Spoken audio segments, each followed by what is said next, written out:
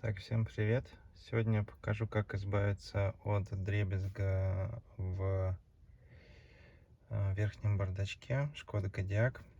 Вот. Снимаем бардачок для начала, вытаскиваем его. Вот он у меня находится тут. Вот. Потом берем моделин, вот, и все обклеиваем. Вот тут место соприкосновения бардачка. Вот. И вот здесь вот тоже нужно все вот сверху.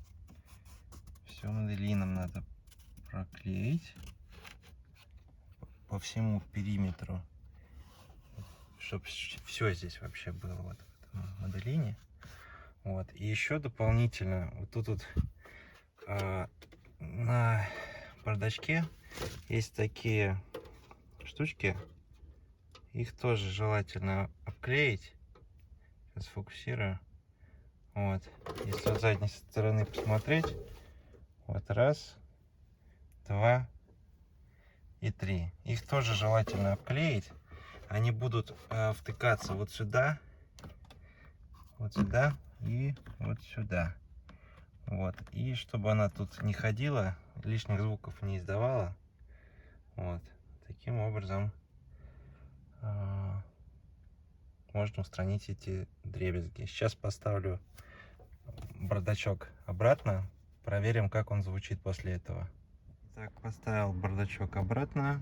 В общем-то, теперь можно послушать, как он звучит.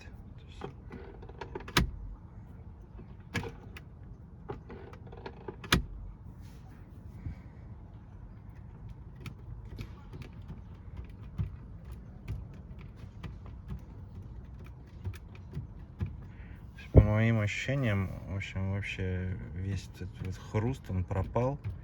То есть сейчас звук идет только от того, что я нажимаю пальцами, он там типа, ну, бьется типа обо что-то. Вот, но не сильно. Вот, закрывается намного плотнее, намного приятнее закрывается. Вот, а скрипит, кстати, вот здесь вот сейчас слышу, скрипит эта пружинка, на которой типа он крепится. Ну, совсем тихо. То есть в пути, когда едешь, вообще, в принципе, перестал беспокоить меня. Вот меня единственное беспокоит сейчас дефлекторы, но, блин, я не знаю пока, короче, как с ними бороться. В принципе, не сильно они звучат.